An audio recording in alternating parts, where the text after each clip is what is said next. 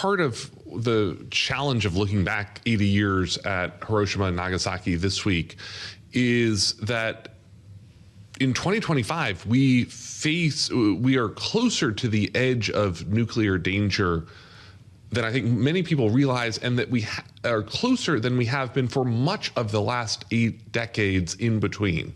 You mentioned India and Pakistan, the 2 largest nuclear arsenals to ever come into open conflict earlier this year. We've seen this year the U.S. and Israeli raids on Iran's nuclear program. We have seen in the last couple of weeks, I mean, barely even in the last couple of hours, nuclear saber rattling between the U.S. and Russia, both of which, by the way, are engaged in a decade-long, multi-trillion-dollar upgrade to all 3 legs of what you call the nuclear triad, the bombers, the missiles, and the silo-based ICBMs, to carry these weapons forward for generations to come. And the rising geopolitical instability of the United States and questions about our commitment to international alliances is launching new conversations about nuclear proliferation in Europe, in the Middle East, in Asia, even in countries like Germany, where it would have been once unthinkable. Right. And I think, in a very weird moment over the next decade, we are probably going to see more countries joining the nuclear club than we have ever seen before. Well, that's something, too, is we have this domestic debate right now about whether we should start opening more nuclear power plants to feed the electricity needs of AI. How big could this club get? Well, I think you're seeing these conversations in a lot of places, in the Middle East, to counter the possibility of Iran someday developing a weapon. You're seeing these conversations take place in Asia as countries like Korea talk about, do they need their own nuclear umbrella in order to secure peace with North Korea? You're seeing this in Europe, as the UK and France and other sort of major European powers begin to think about, what does it look like if we can't count on the American nuclear umbrella that we have counted on since 1945? You speak of umbrellas. You wonder if Oppenheimer could have ever envisioned the Golden Dome. Yeah, and obviously this is a project that dates back to the Reagan years, if not Star Wars. Even earlier. And the challenge of it has always been nuclear weapons are civilization destroying weapons. I mean, there's something that is not like any other weapon in the human arsenal, and we house the power to use them in a very precarious system that in the United States is in the hands of the President of the United States himself. There is no second voice in that system. A lot of people think, oh, well, surely the Secretary of Defense or the Chairman of the Joint Chiefs has to agree with it, or the Commander of Strategic Command. No, the President can carries that nuclear football with him wherever he goes, and can launch nuclear weapons from anywhere that he is at any time. Remembering the concerns General Milley had about that. This is something that we've experienced in our recent history, at least the concerns thereof. Let's talk about the book, because so many people became sort of armchair experts on the Manhattan Project following the movie. I'd love to know what you thought of that movie, by the way, but you really bring out the scale of this project.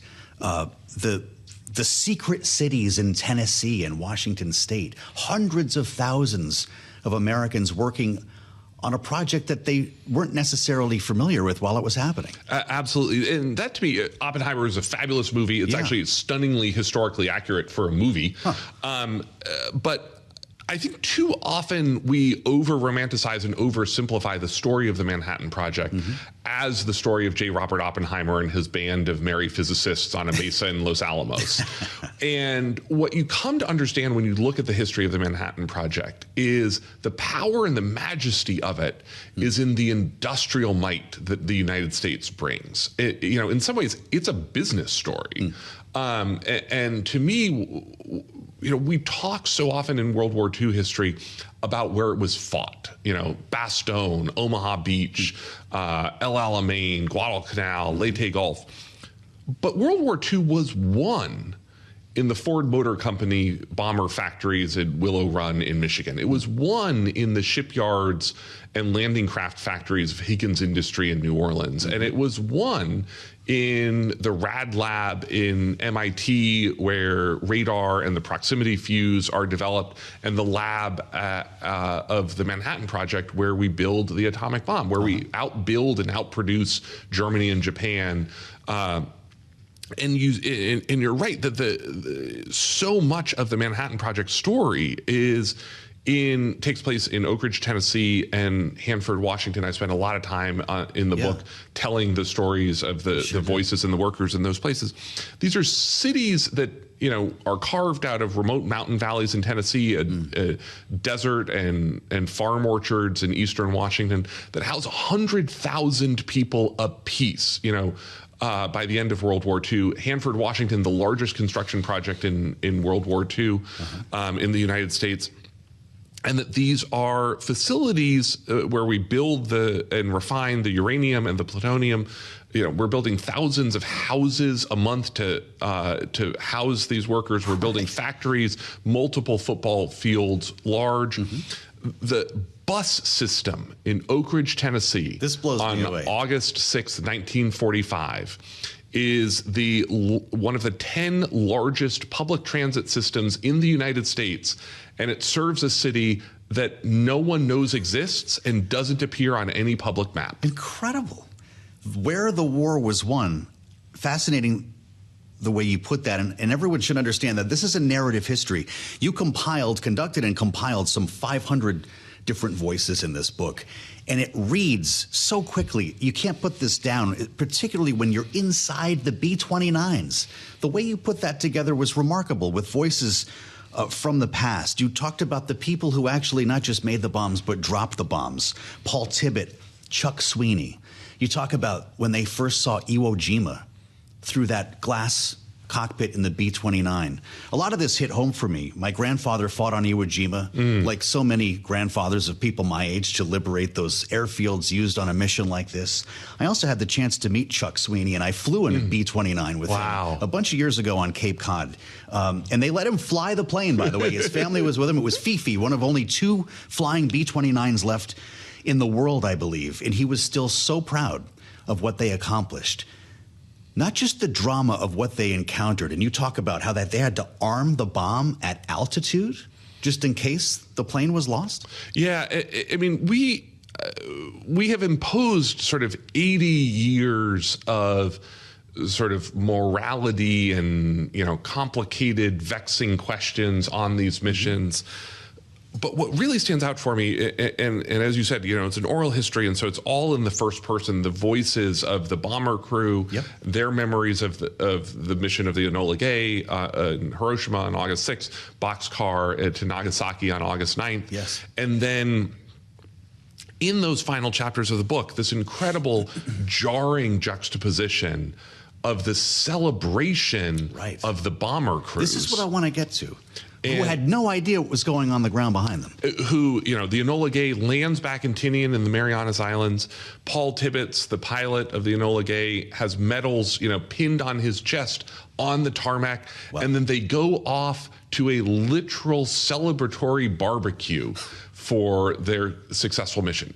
Back in Los Alamos, in Oak Ridge, in Hanford, huge parties to celebrate the dropping of the atomic bomb, juxtaposed with what is actually taking place back on the ground, first in Hiroshima, then in Nagasaki. These hurricane strength fire winds destroying and burning the city, tens of thousands of people dead. And I think you see in that sort of split screen moving back and forth between the bomber crews and the Manhattan Project and the survivors in Hiroshima and Nagasaki. Yeah. The Manhattan Project is simultaneously one of humanity's greatest triumphs and one of humanity's greatest tragedies. God, that is so true. This is so great spending time with you. We're officially going into overtime here, so give me a couple of extra minutes. that dichotomy that you describe is something that's still talked about today. There are a lot of people who feel we never should have dropped the bomb, that it was in fact not necessary to win the war against Japan. There were in fact scientists, in many cases Jewish refugees from Europe, who said this isn't why we designed this bomb, that was for Berlin. But when you talk to Chuck Sweeney, or when I used to talk to my grandfather, they'd say that's the only reason you're alive. Yes. Because we were preparing for a mainland invasion that would have killed all of us. Yep. So how do we rationalize this? Yeah, and this is where, again, you see the scientists really split, because some of them are, as you said, the core of the Manhattan Project. They're all mostly Jewish refugee scientists coming over from Europe who started this project, who worked on it day in, day out to stop Adolf Hitler from getting the bomb first. Yes, right. And by the time, and their reaction is not, we shouldn't use the bomb, it's that we're too late. It's, I wish we had this bomb in 44 and could have dropped it on Berlin. Yeah.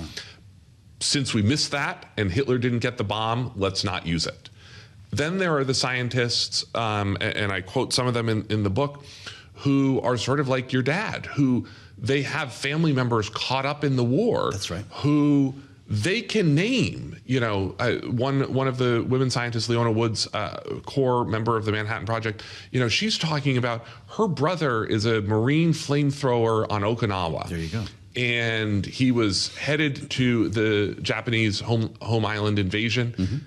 She knows he's alive because she invented the atomic bomb. That's right. And so these Marines, for the most case, who are planning an invasion, are suddenly tasked with disarming Japanese officers. What an incredible historic turn. So it begs the question, Garrett Graff, if we hadn't used it then, would we have ever used it? Or maybe a better way to ask it is, if it weren't for using it then, would we be preparing to use it now? Well, I think one of the questions we'll never really be able to answer in the context of history is the dropping of the atomic bomb the last act of World War II, or is it the first act of the Cold War? Wow. And how much of the U.S. pressure and decision was really about demonstrating to the Soviets that we have this weapon as we begin to think about the geopolitical landscape afterward.